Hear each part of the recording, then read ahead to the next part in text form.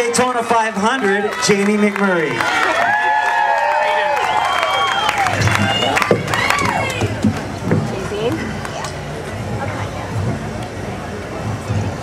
I went to roadie school. Hey guys, how y'all doing? Yeah, I don't think we'll ever get tired of hearing that. It's good stuff. Because even when you win a race, I mean, you've won other races. When you win a race, you know, you're a race winner. But when you win the Daytona 500, you're always known as, like, did they put that on the side of your trailer? Does it say, like, Daytona 500? Ironically, they have put that on the side of the trailer. But I'll tell you, this race is real similar to that. The Brickyard 400 is, you know, it's certainly a close second to the Daytona 500, and this is quite a bit different because it's not plate racing, so it's more similar to what we get to do every single week. So this would be a really big event to win, also. Which is something I was going to lead to. You would also be known as Brickyard winner at Indianapolis Motor Speedway. That's also a very cool thing. Yeah, that would be nice next year to come here and be introduced as last year's winner. And certainly, you know, Juan ran really well here last year, and I feel like our cars on the faster tracks have been really good. So we feel really good about this weekend. Do you remember the first time you became aware of Indianapolis Motor Speedway?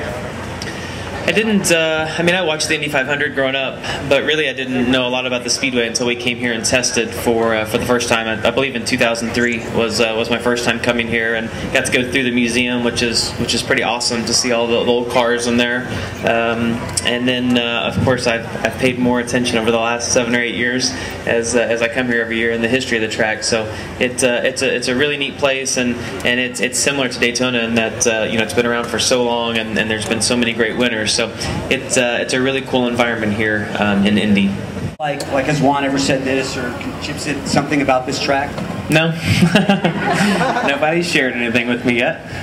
Are you guys a team that keeps all your secrets to yourself, or do you guys help each other with setups, or no?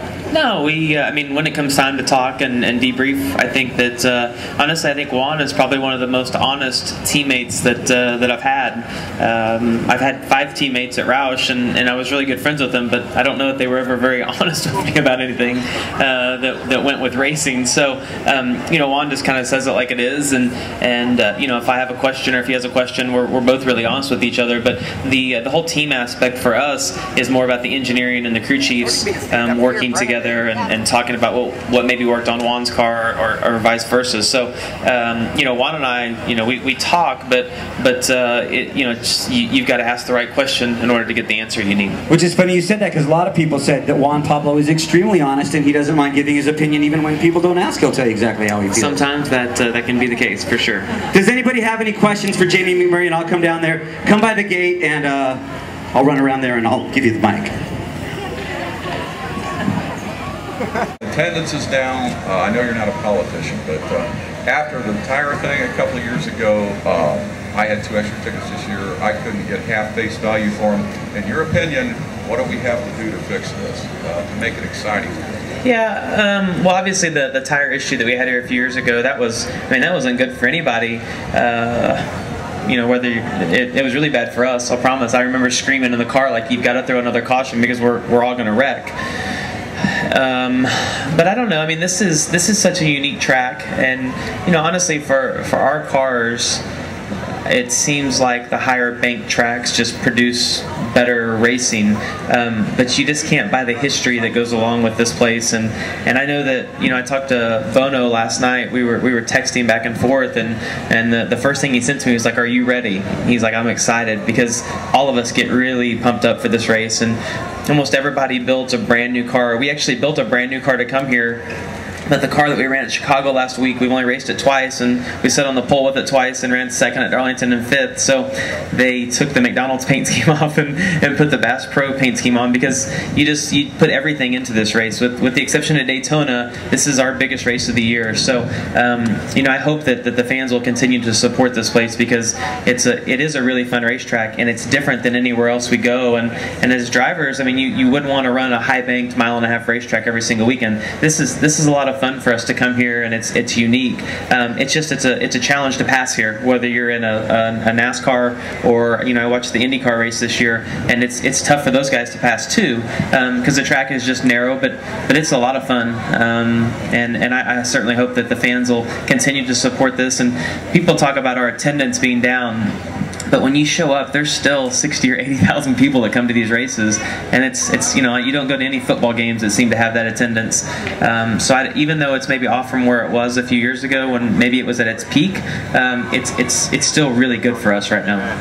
Wow, well, that's good stuff, huh? That's kind of good, right? I don't know if it's true, but I'm pretty sure it is. Yeah, I certainly have had a really good season so far this year, and when I left and went to Roush Racing, I really thought that was going to put me to the next level and be a contender for the chase every year, and I wouldn't say they were miserable years, but they certainly weren't very much fun.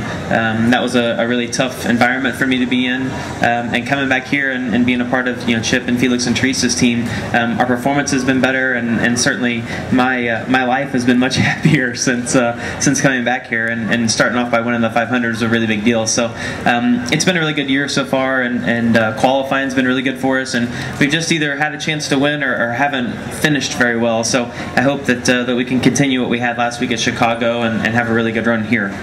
Pile in one of the Equinoxes with Jamie and fries for everybody. Yeah. Fries for everybody on Jamie. Yeah, my Labrador Jake, he likes McDonald's, I think, more than I do even. So he likes it when we get some French fries. You've become... Doesn't have anything to do with Ricky's fantasy, Well, that was the only time. Okay. Except this McDonald's thing, but I'm not going to talk about that on stage. You talked about the feeling of winning the Daytona 500. Explain the feeling of coming down the front stretch at Indianapolis Motor Speedway and having grandstands on both sides. That's also got to be pretty up there. It is, but for me, the sensation here, with the exception of the grandstands, is that almost all the tracks we go to, as you go down one of the straightaways, you can see almost around the entire corner, and if there's an accident or if you're chasing somebody, you can see them a long ways ahead of you. Here, when you go down either of the front straightaways, it's literally like you're driving into a wall, and that's a really bad feeling to have as a race car driver. So this is just a really unique track, and it's amazing how much different the feeling is here from today, when there's a limited amount of people here, to on race day when they line all the cars up on the front stretch and the stands are like almost full. It's just crazy, the sensation that you get from that. It's really cool. Jamie McMurray.